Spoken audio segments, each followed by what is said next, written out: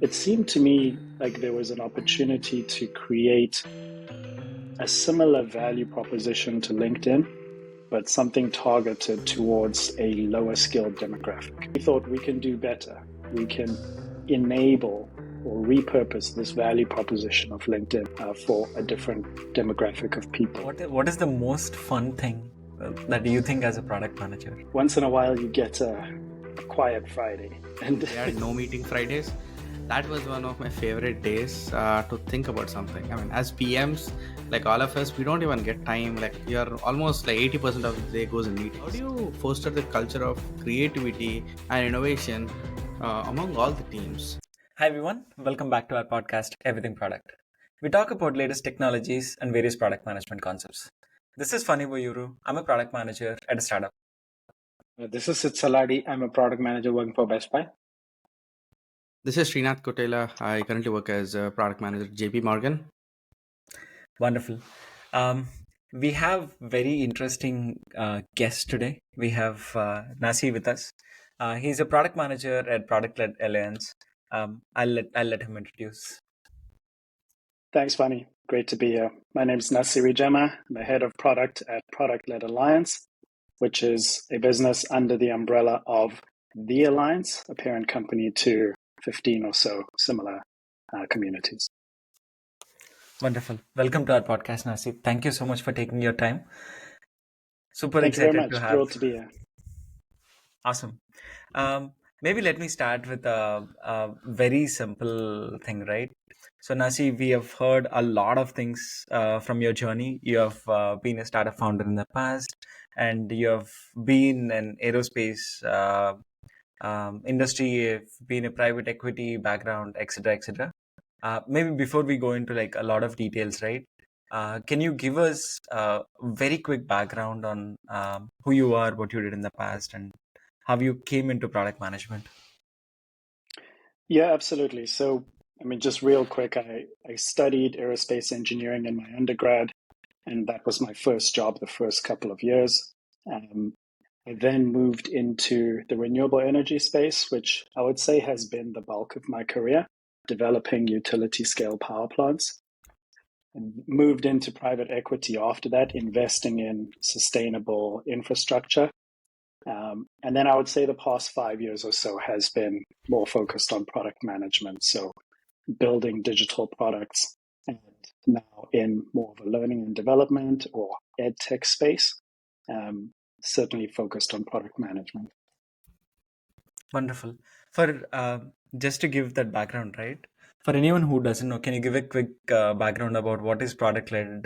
What do they do? What do they offer for product managers, etc.? Yeah, absolutely. So Product Led Alliance is a community-led learning and development platform. We have three pillars to it. One is memberships, which is let's call it a digital dashboard that has a lot of educational materials. So we're looking to help people that want to make a big leap in their product management career. We also have resources in there that help people with their day-to-day work. So if you need a template to get some work done, or if you need a report to gather some industry insights, it's all there, right in there for you. The second thing is education. So we actually have full-fledged or fully fleshed out courses from which you can get certifications, which are helpful in your career. And then the last pillar of Product-Led Alliance is events. We run a series of really interesting events. Some are in person and are big, kind of like conferences. Some are more casual, like local meetups. And then we also have a great set of virtual events. Wonderful. I've seen also product marketing alliance, product alliance. So what is which organization or the brand started first, and how did it evolve? Yeah, that's a good question, and I touched on that in my intro about Product Led Alliance and then also the Alliance. So we began around about 4 years ago with Product Marketing Alliance. It was our first learning and development community. It was a great success. And from there, we saw opportunities to expand into other sectors, one of which is the product space. where I would say our focus there is product-led growth. And then we have 15 in total of those communities: Product Marketing Alliance, Product-Led Alliance, Sales Enablement Collective, Revenue Management. There's one on artificial intelligence, one on finance. So we're in a number of interesting spaces, but all the time looking to create unique community-led experiences to help people move forward in their career. Yeah, interesting space. And regarding the I conferences, had a right? question. I know you had one big summit or conference recently, right? The product-led summit, and We have actually right now, we've got a big team in San Francisco, and we're running, I don't even know the number, I think 6 or 7 different conferences all at the same time in the space of 4 days. And they're phenomenal. There's incredible attendance. And so this would be across several of our communities. These are really popular. And we have a very interesting product, which we call Pro Plus, which you'll find in Product-Led Alliance. It gives you an annual membership to everything I've discussed so far. So that would have all the membership resources, like our templates and frameworks, our reports, premium articles, but it also includes a ticket to one of our in-person summits. And so the one that's on right now would be a great one to take advantage of. And then it also includes a suite of courses, which we usually sell one by one, but this plan would have effectively everything you need. And it comes in at a great price. I believe it's just south of $2,000 for the year. And if you add all the pieces up individually, you'll see that it's an incredible bargain. yeah, awesome. And for all of our viewers, right? And Nasi and team were thoughtful and graceful to all of our audience. They gave us a code as well. If you use everything product 10, you'll get 10% discount on any of their courses. Srinath, I know you were one of the guest speakers in the conferences recently, right? Can you talk a little bit about your experience? How was it? How was your experience meeting all of great leaders, talking to the audience and stuff? Yeah, I think like Nasi said, there was a big conference this week in San Francisco. So Nasi, so I was one of the guest speakers, keynote speakers for a product operations summit, and I spoke about a topic called building product feedback loop. The other one, I was also a part of a panel in one of the sessions for the product led. So I was part of that. So it was very good. I mean, and also it was pretty good to meet a like-minded peers. And fortunately, there was also one more summit happening, Chief of Product Officer Summit. So that was pretty good to engage with industry leaders and all that stuff. I mean, it was overall a very engaging experience. I really enjoyed and also meeting like-minded folks. Yeah, That's we'll do that as fantastic. well. I'm really glad you had a good experience, and thank you so much for the support. Yeah, I was supposed definitely. to join Srinath, but I couldn't because I got sick a little bit. But for all of our viewers, right, we'll add all of the links. Srinath's presentation, Srinath's video on his panel, and his guest speaker session as well. Awesome. And then Srinath was We also can. mentioning he met a lot of people, I guess, right? So on the product side, and so that was a really good networking opportunity also, right? Yeah, a lot of head of products, like head of product in Slink, and many product chief product officers, like head like a co-founder of Eventbrite, and also Scoop co-founder, and there were many co-founders, chief product officer of a Thumbtack app, and all that stuff. So there were various leaders. There's a lot to talk about AI there. So for those who have not watched, I think they are recording everything, which they plan to upload it soon. After talking to initially Nasi and looking at the background and all, for one question, at least I was trying to probe more, but a lot of product managers either transition into a founder, and I've seen a lot of founders come into product management space, and both of them are kind of very correlated. So I want to understand your experience of becoming a founder, and how did you move into product management from there?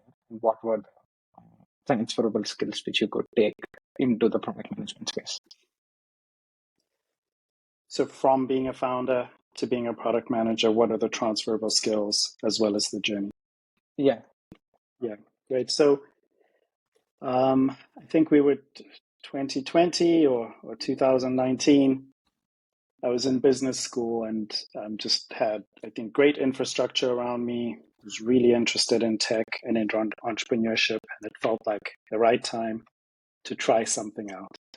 And I had this idea. I was looking back at some problems I saw in the renewables space.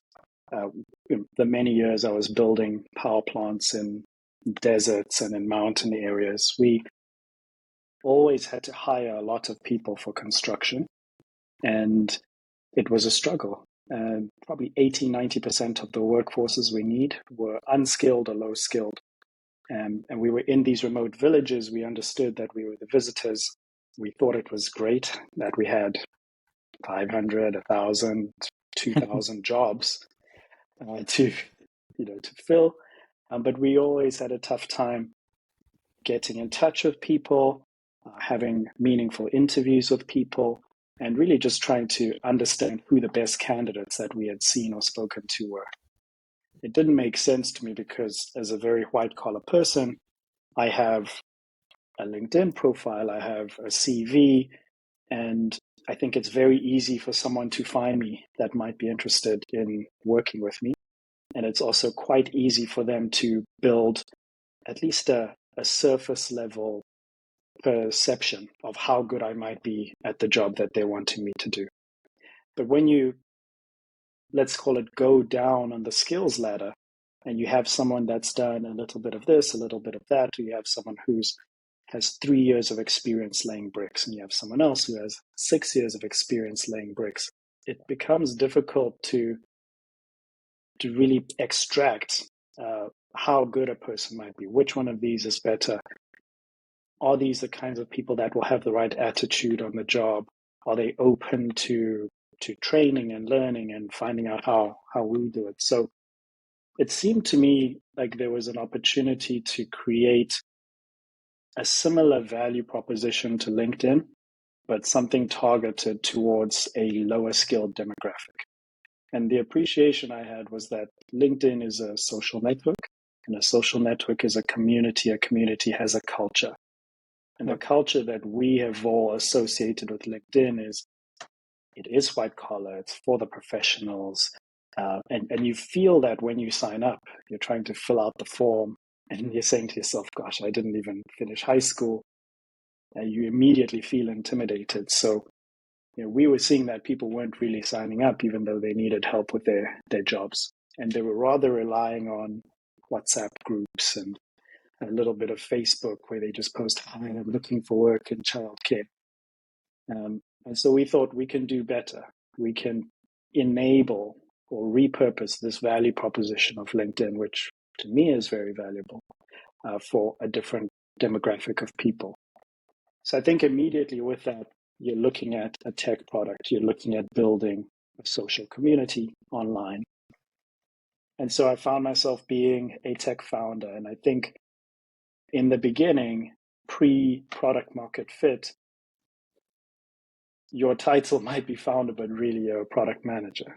You're building the product to try and fit the market that you have identified as having a gap. And I really, really loved what I was doing then.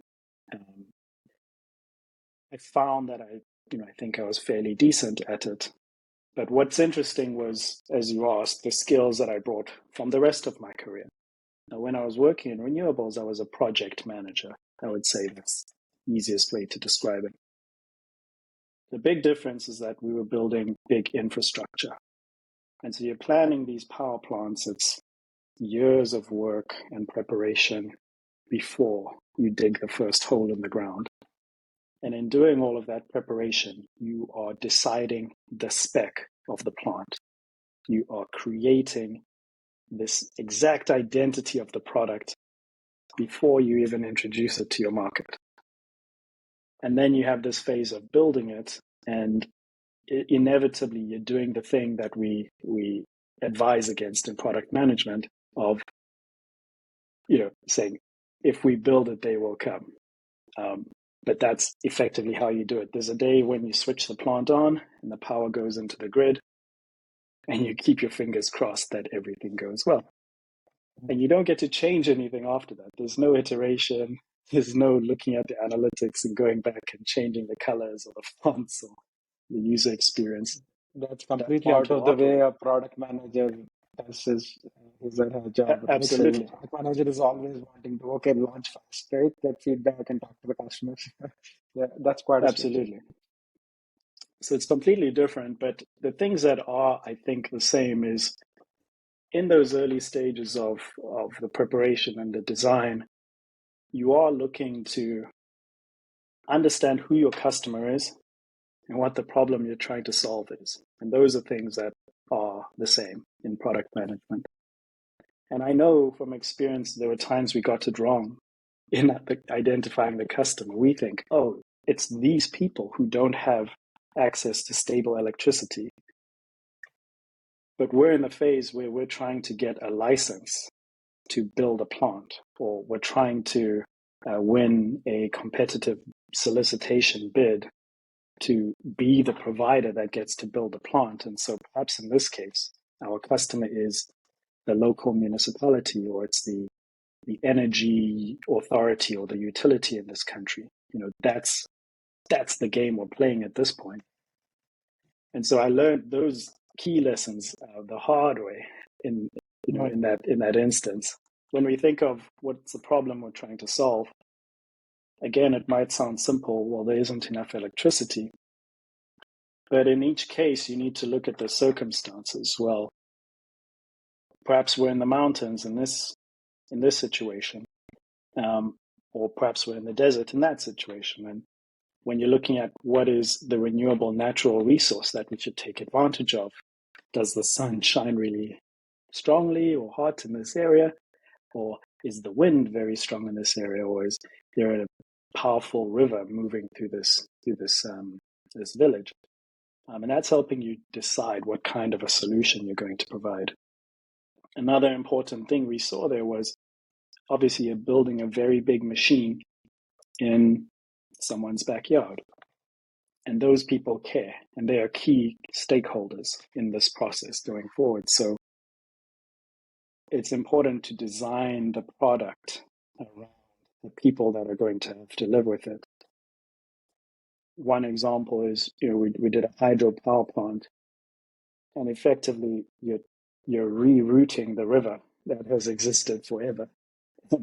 And one of the things we did was say, well, while we do this, we're going to make sure that everyone now gets, let's call it tapped water all the way to their village huts. And that's something they didn't have before. People were used to going down to the river with buckets. And now we created infrastructure to bring it to their homes. So these are all things that they might sound odd when you're first hearing this, but I brought those lessons forward into product management. Importantly, about understanding who you're building for, and then what is the context in which people are struggling today that you have an opportunity to solve by creating a product for them. But I think, and this might be your next question, I'll go into it really quickly. One of the really interesting things moving into digital products and the management of digital products is that you do get to launch things really quickly, see how they connect with the people that are engaging with them, and then fix and iterate going forward. And so it's a completely different paradigm of how we plan things up front. And I love this saying by Reid Hoffman, that at least in tech, if you launch a product that you aren't embarrassed by, at least the first version, then you've launched too late. You spend too much time trying to be perfect, and instead you should have put something in people's hands and rather spent the time seeing how they engage with it and then deciding how to fix it from there on. Yeah, and it's also, even a very small version of a product can get us a lot of feedback. A lot of people miss that. And it's very surprising to see how much you learn from launching as quickly as possible, right? Yeah. That's right. And there's one quick addition here is, with our social network, I remember when we launched, obviously people could sign up and use the social network, but we had no way of deleting accounts. People couldn't get out if they wanted to. And probably for the first 3 months it remained that way, but we chose to launch anyway. And, it didn't end up being too big of a problem. We just had a handful in the double digits of people who would end up emailing saying, I hate this thing, please delete me. And it's something we could do on the back end, but we didn't waste time building that infrastructure before we launched. And obviously at some point we then were able to provide that, and the people who wanted to leave us found it a little bit easier. Yeah. Yeah. So, I mean, there is always opportunity for improvement, right? Like we cannot wait. We cannot always wait for the building the best product. And that's one of the things which I was also talking about recently. yeah. And so once you're done with your startup, you moved into product-led, group-led product alliance and all. So, this is a little different than traditional doing product management in an organization or a company. So this is more like a community where you provide some services and courses and stuff. So how does the product structure look like in this kind of companies, and like what are the activities a product person does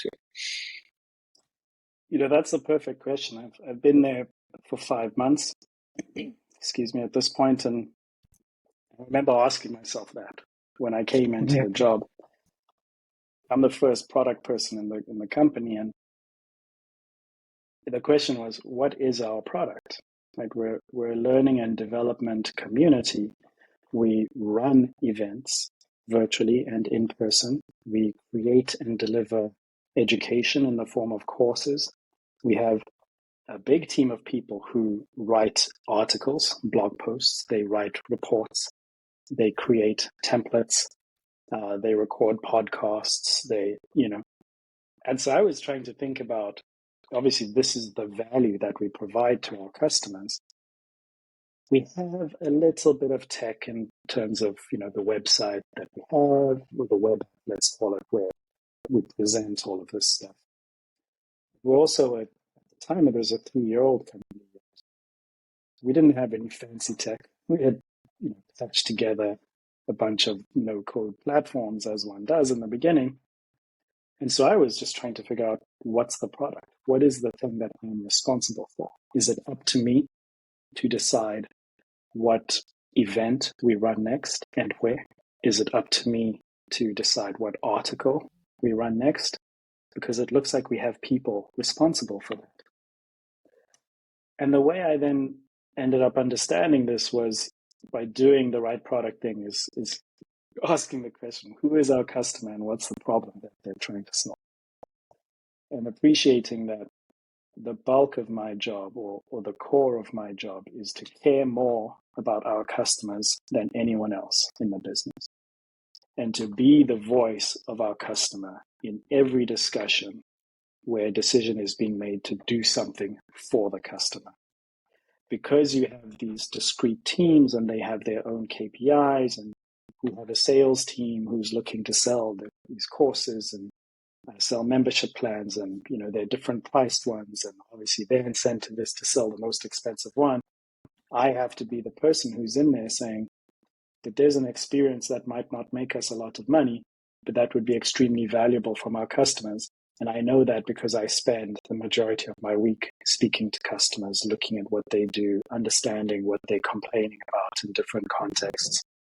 And so I'm always going to be fighting the basis of the decisions that I make, the decisions I try and influence, are always for the benefit of the customer. So that's perhaps a bit more philosophical. Coming back to the practicalities of it, what am I responsible for? So naturally, yes, the tech and the membership plans, which is the web app where we deliver the reports and you can sign up for the events and you access the templates, etc. But it then did actually become a little bit into the decision of what blog post do we write next.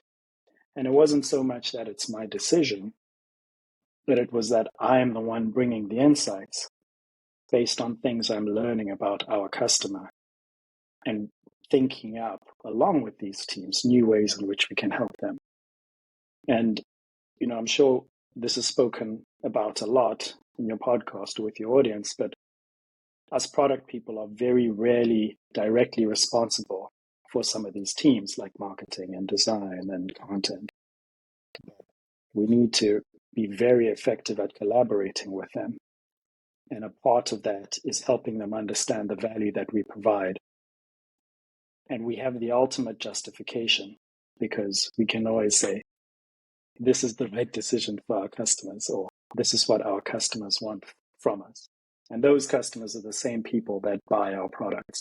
And those products pay your salary and pay your bonuses. So we end up putting ourselves in these somewhat powerful positions because we always get to look after the customer. That's right. So yeah, that's very nice way of putting it. That you're saying that there are multiple touch points which your users, consume your services or products, and you're trying to maximize value in each of these touch points by kind of influencing without authority with all of these different departments you have under the organization. So, I think Absolutely. product management. The principles are the same, but the product varies, right? B2B, it's a different way. Consumer, it's a different way. And, community is a different way. But all the principles would still be in the way you talk to customers, understand the customers, provide value, and all of that stuff. Yeah. So just want to ask one quick question about the product-led growth model itself, right? Like, if someone wants to understand how to do that, like, is there a process that you can recommend for someone to do that? Yeah, I obviously have to tell you that we have an entire course on this. It's called Product-Led Growth Certified. And outside of anything I say based on my experience, they will teach you exactly how to set up product-led growth, transition into product-led growth. But, from my perspective, the thing really about product-led growth is that you rely on the product to help the business grow. That the thing that will make customers move from, let's call it the free version to the paid version, or to tell their friends that they should jump onto this product, or to share it on social media so that other people learn about it. To get people to do that, it's about building a product that they love so much that they want to do those things, that they want to tell their friends, they want to share it on social media, they want to get the more powerful version. And so the position businesses are usually in when they're considering product-led growth is that it's maybe sales-led or it's marketing-led. And so it's, let's tell people about it. Let's shout really loud. Let's get in front of their faces and make them click on things. And that's how more and more people will come in to use our product. And so you're paying to get in front of these people, and you have to keep paying if you want more of them to keep coming. You have to pay more and more and more if you want to grow exponentially, or some curve that goes up and to the right. But the big difference is that if we just focus on the product, if we have all of those teams, instead of talking about what we're going to post on Facebook, talk about what we need to build in our product to make people happier than they were yesterday and want to renew and come back to us next month and share and tell their friends all the amazing things they've learned from us and gained from us and how it's changed their career and how many people they met at our conference. It's all about focusing on the actual value that they're extracting from the product. And then you can also get into psychological hacks or tricks and things that you do in the product again itself to make it that much more sticky, or to help people understand the value, or to help them explore some of the further corners of the value map that you offer. But the focus is always on something that we need to do to the product in order to make it better for the customer and help us grow as a business. Yeah, and Tesla is a perfect example of that, right? They spend $0 on marketing, and it's the product is what the value comes out from, and that's the word of mouth which spreads, the value of the product, right? And even Canva is one of the example where they let you test it out with a free version. Notion, I'm a big fan of Notion, and Notion is also an example of that. Absolutely.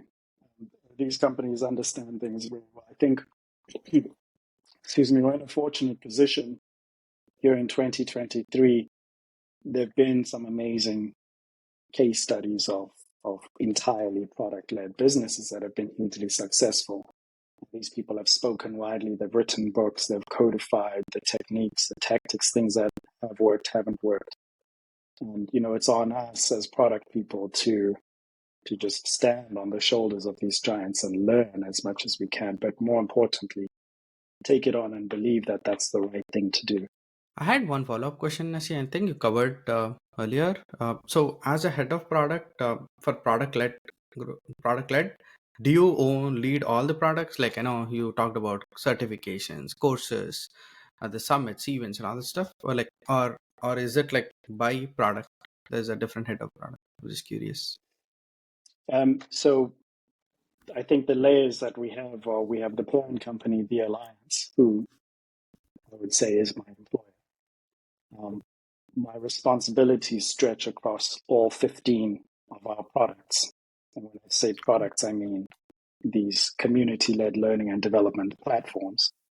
Obviously, within each learning and development platform, we have several different product elements or product features, being the courses, their events, the templates, etc. I look after all of that, but as a founder, I'm actually not directly responsible. I'm not the boss of any one of those product features at the end of the day. So the majority of my work is influencing people, collaborating effectively with different teams, different team leads to help them build the right thing for our customers. And, depending on the division, they're operating on information that they have from customers that they're speaking to, or opportunities in SEO, or opportunities from a sales perspective. And, like I said, being the voice of the customer, it's always about shifting them a little bit towards a thing that provides the most value to the customers. Got it.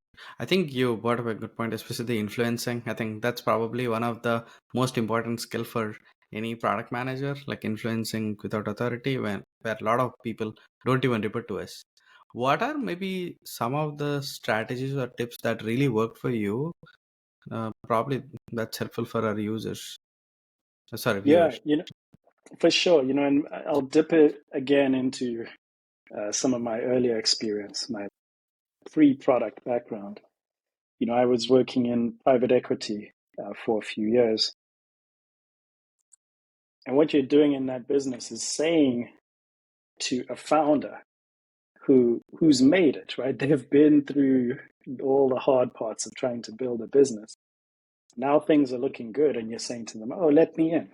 Let me buy a piece of your now successful business." I wasn't there when you were getting divorced and when you lost your hair and when you had to mortgage your house.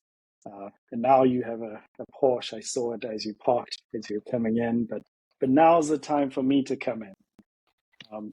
And so you have to influence this successful founder to want to take you on as a partner. And the two of you are going to be together for the next 5 to 10 years in this venture. And so that's what they're looking at is, do I want you on my board? Do I want you bugging me every week saying, how are the metrics looking? I need to report tomorrow. And that's part of the influence. Obviously, you want them to believe in the value that you provide that might come as a firm or the name. But ultimately, it's going to be one person on the board that they're dealing with for the next 5 years. And so I knew to be successful in private equity, I have to sell myself. I have to influence this person to want to work with me and hopefully there's a genuine connection behind it. I think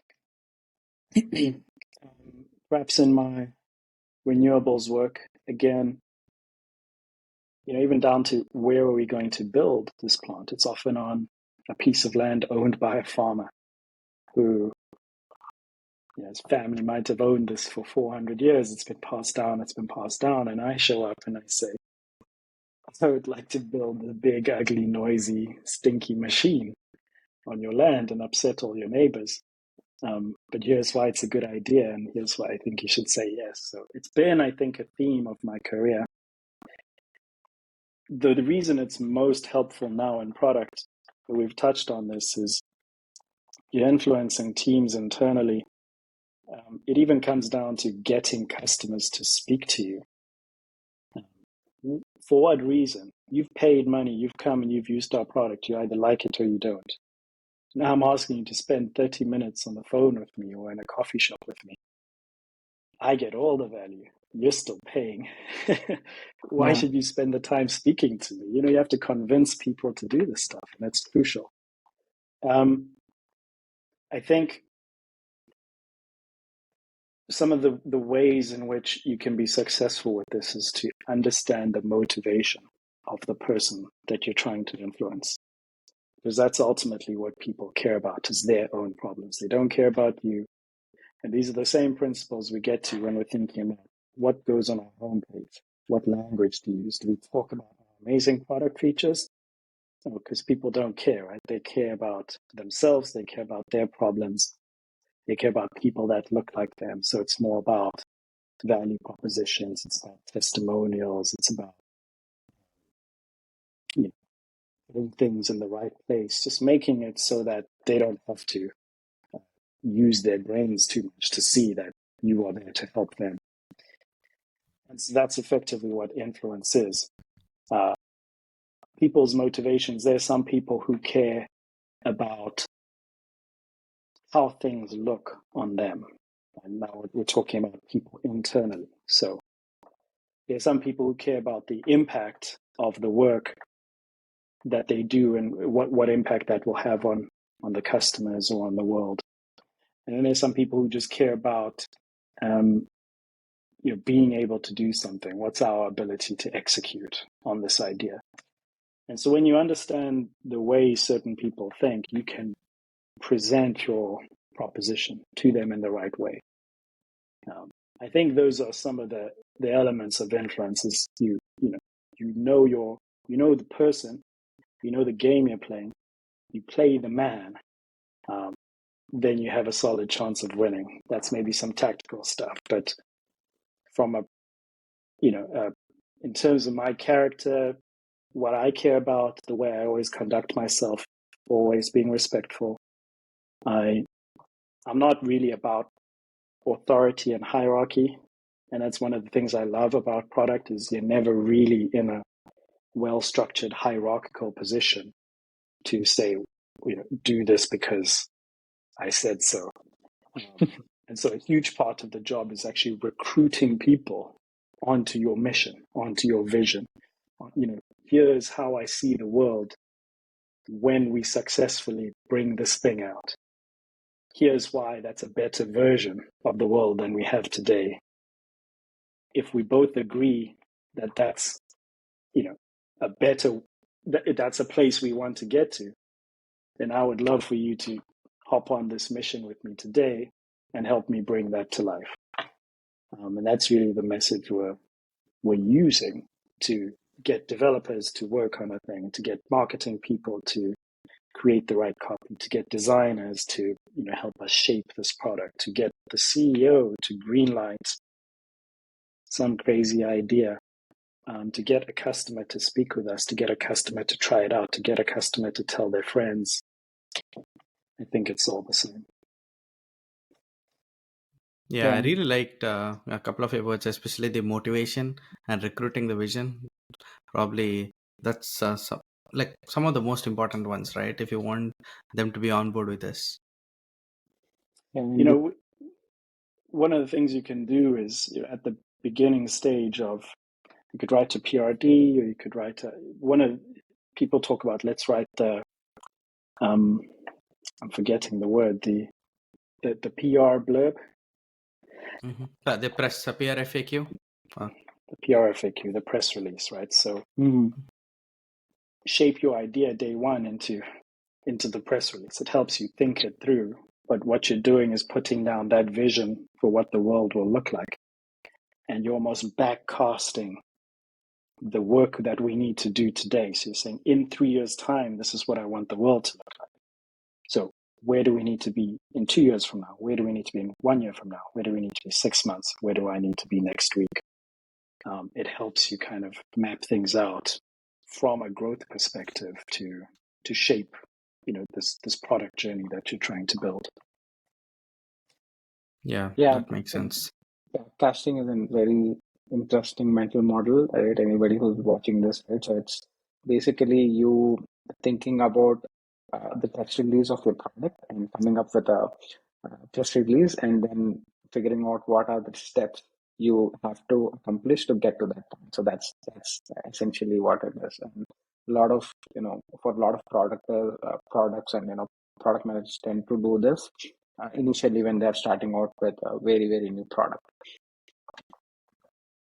Yeah, and peer FAQs are very critical, right? Like you communicate to real customers what your vision is, and if we don't have a plan to get there, then you're setting wrong expectations.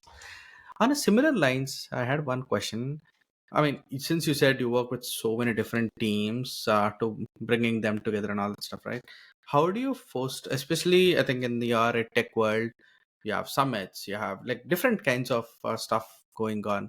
How do you foster the culture of creativity and innovation among all the teams? Because there's other platforms as well. I'm sure product led wants to do differently. I think you kind of earlier touched upon that. And a Yeah, lot of teams don't even report to us. So I was just curious. that's right. Probably the most fun part of my job is when we get to build a new product, which might be a new membership plan or a new community altogether. And the first step is always to just get clarity on who our customer is. There's usually a big range of customers or demographics or industries.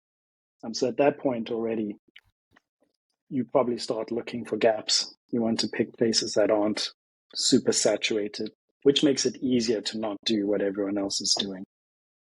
Once you're clear on that customer, you're coming down to exactly what they're trying to solve, and appreciating your context as well. Is we're a tech-enabled learning and development services business. So if one of the things that would help a person is for us to build, a new financial forecasting tool, that's a business in itself, and maybe that's not where we need to play.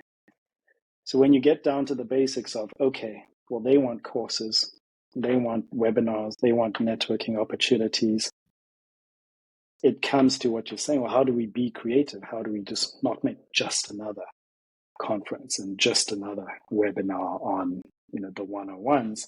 The interesting thing here is you take your customer insights and you search for the actual thing that's trying to be solved in. So people will tell you stuff. Customers will tell you, I want a webinar that teaches me some of the soft skills that I need in my career. And you can write that down and say, cool, I'm going to go back to the team and say, let's do webinars on soft skills. Or you can ask for the motivation behind that. And say, well, why do you want that? What is it that you're hoping to get from it? How will this change your career trajectory, etc. You ask why again. I'm sure you've spoken about the 5 whys till you get down to exactly what this person needs. And when you do that, you're probably already ahead of your competitors because they've stopped at that surface level of hearing someone say, I want a webinar on soft skills. When you get down to the deep motivation and someone saying things like, well, because I feel insecure amongst my colleagues who have more experience or who have more direct experience, seeing as I'm coming from healthcare and now I'm in finance, you're understanding that, okay, the bridge that we need to get, the gap that we need to bridge here is how do we help a person transition knowledge-wise from a non-finance industry to a finance industry. So it's maybe more about what do we need to do to help you figure out the gaps and then fill those things. And maybe this is now not talking so much about running a webinar for you, but it's suggesting a mentoring program. And so I think by just getting really deep into the motivation behind what it is your customers are wanting from you, it puts you in this position to even just directly, in a non-creative way, map towards a proposed solution. But you'll find because you've just been more thorough, you've been more empathetic and conscientious of your customers' needs, you end up in the solution space being more creative, being more effective, and being the thing that they want more. Yeah, that's pretty important, right? Like, I mean, there may be many courses out there, especially in the tech world, right? How can we go in deep into the user pain point, right, to understand what they're exactly looking for? So we are not like others, just like other tech platforms, but focusing more deep into the problem statement. Actually, I have one for you. So what is the most fun thing that you think as a product manager at work? The most fun thing, so much of it is fun, but I think once in a while you get a quiet Friday, and I'm an introvert. There's a lot of things going on. There are a lot of meetings. We work remotely, so you're connecting with people all the time. So it's often hard to just try and pull a bunch of ideas together, and I know it's best to do these things in teams and brainstorm, ideate, etc. But I love a solo ideation session. It's my absolute favorite. Not because I'm the best or because I have the best insights, but when I'm in a position to think clearly, even if you come up with one, but it's a killer, I love that process of going back to the basics and stepping through it and saying, what is the research that I have in front of me? How do I extract some key themes and really pull out some insights where I'm confident that I've understood what the customer is struggling with? And then what are some of the things that I can take inspiration from in the world around me to, really map the perfect solution and just nail what this customer needs. And I often find that I just need a bit of space to do that. So, strangely enough, just finding that quiet moment to pull some thoughts together is my favorite. Yeah, I'm also in the same space, right? So I think the time which you are not spending in meetings is the time where you actually get to do some deep work, try to understand the customers, right? It's not always trying to be in meetings because you have to process a lot of information, right? Product managers have to learn industry trends, market research, understand the customer, a lot of these things. So you need a lot of space for yourself. We had Yeah, very similar in my. Yeah, go ahead. Sorry. Well, I was just going to say, you're running a session to get people to collaborate, to work together. You're thinking about how best to run the session. You're thinking about, have I captured everything? Are we writing this on the board or the Miro or you're not unlocking 100% of your ability to really get down to the solution. So yeah, sometimes it helps to just, you probably find you're in the shower and the ideas are coming. You're driving to work and the ideas come. You get to work. You take out, a piece of paper. You've forgotten all these good ideas. And now you're struggling to come up with new good ideas because Slack is pinging and meetings are coming. You're thinking about getting some coffee. So I think just trying to find a bit of clear headspace is also helpful. All ideas come to you when you're doing your shower. Yeah. We had very similar thing, and a couple of my previous employers. We had no meeting Fridays. That was one of my favorite days to think about something. I mean, as PMs, like all of us, we don't even get time. Like you're almost like 80% of the day goes in meetings. So literally, that's the time to sit and think through. Okay, what happened? What do we need to do and all this stuff? It's like what happens when you sleep, right? Is your brain calms down and it engages with all the stuff that's been coming in during the day. And that's when you actually start to absorb the information or to learn.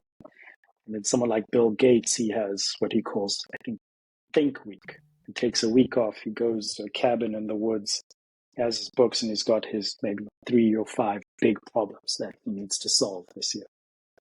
And he just slows down, thinks this stuff through, comes back to work with ideas. Hey guys, here's a new direction I think we can go in.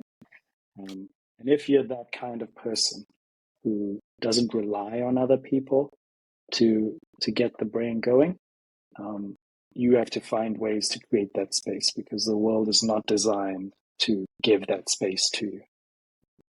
That's right. One last question, actually. Maybe I'll make it two-part. So data, right? It's one of the big. It plays one of the biggest roles for our careers, for our products. Without that, whatever decision we make could go anyway. But data can help us make the right decisions. So wanted to understand how you use data and metrics in your current role, in your current products, and obviously as part of the product-led growth as well, right? What would you recommend how people use data and metrics and stuff? Yeah, absolutely. I think if you're doing things the right way, you're trying to take your customers on a journey. They've come to you, or they're thinking about you, and you want them to sign in to the product. Then you want them to engage and have a good time and experience the value. Hopefully enough value that they come again. Now, if that's what you're trying to get them to do, the only way you'll know that they're doing that is by measuring. And one of the things that I find, obviously, is each of our teams have very specific metrics and KPIs, objectives, that are to do with the success of the thing that they built. The success of this event is how many people came, how many people asked questions, how many people attended the networking session afterwards. The end, right? And then we move on to another team. I wrote a report. How many people downloaded? How many people read? How far did they get in the report? How many people shared it on social media? But I get to look at these customers as people, holistic people. And a person that read that report could end up going to that event. And that's important. But individually, those teams aren't thinking about that. If I just maximize engagement with my report, I'm done, I get my bonus.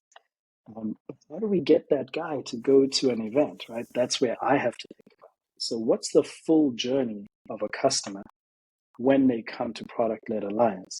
Starting from, I saw something on Facebook, something came up in a Google search, a friend of mine was telling me about it.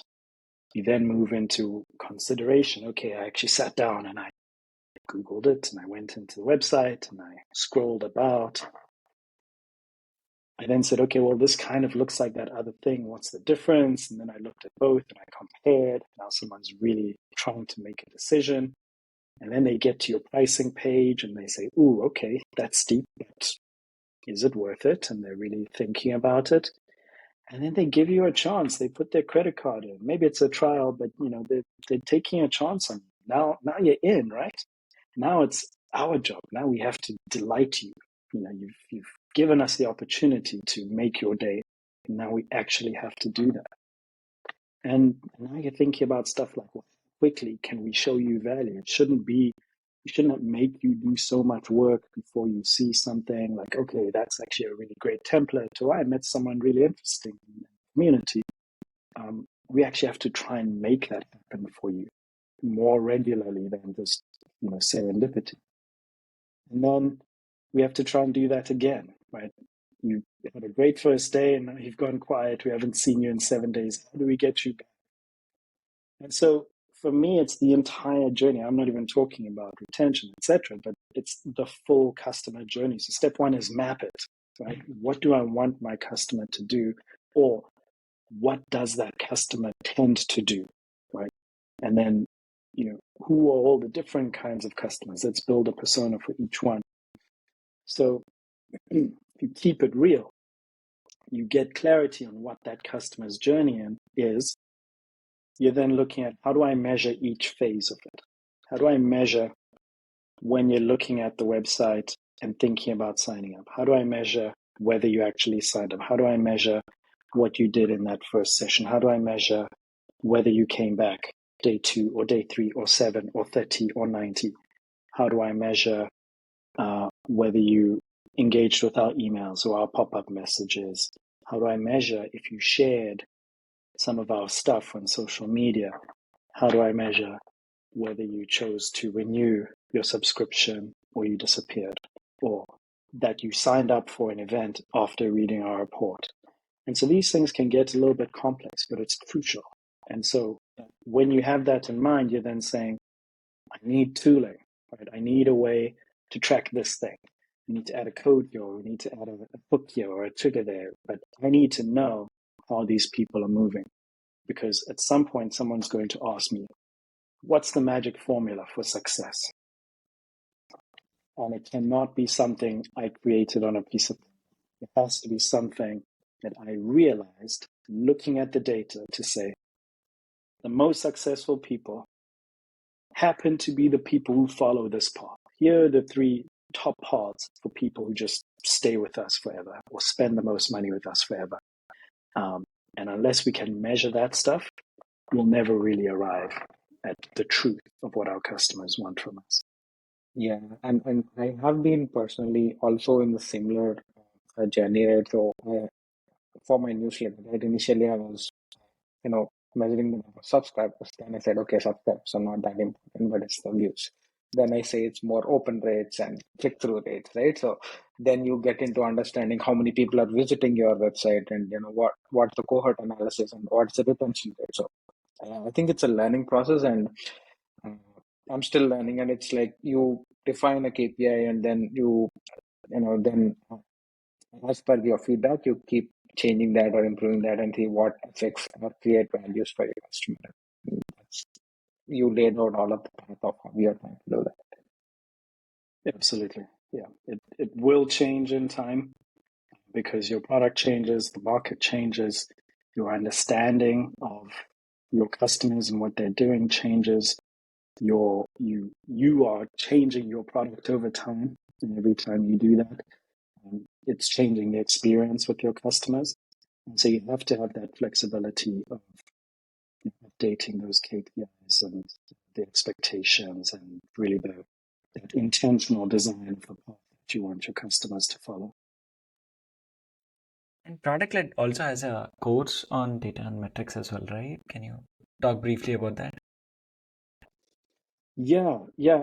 It's a master's course, and it's on the metrics, but I think we talk about metrics because it's almost the hack. It's the someone has a boss who said, "Hey, I need you to set up metrics to, set up the targets, and I'm going to measure you against those things." And so people come to us saying, I need to learn about metrics. But the course does what I'm suggesting. It helps you take that step back. And people want to be told. They say, okay, I'm in this industry. I'm B2B SaaS in XYZ. What are the metrics that I need to focus on? And it's almost never that easy. Of course, you can take advice, you can take inspiration. In this space, we're looking at revenue, or we're looking at weekly active use. But it's very important that you just look at it from your customer's perspective and say, if we've launched, what are our customers actually doing? If we haven't launched, what do we want our customers to do? If we're trying to steal people from a competitor, what are they doing but not liking, etc. And build it up in an organic way, build it up in a genuine way. And it takes experience. I remember struggling my very first time, just because I was lacking the confidence to say, this is actually what people want to do. But the thing that I find is it's rooted in the truth of what your customers are going through. And so you can talk about it more in a storied way. They wake up, they put on their pajamas, they eat some breakfast, they go to the bus stop, they get on the bus, they put the earphones in, the phone is out, opportunity, and they get to the train station, they need to tap in, they need to buy a ticket, then they're waiting for the train, phone is out, opportunity, and they're, interrupted, but they get on the train, they're standing because it's really busy.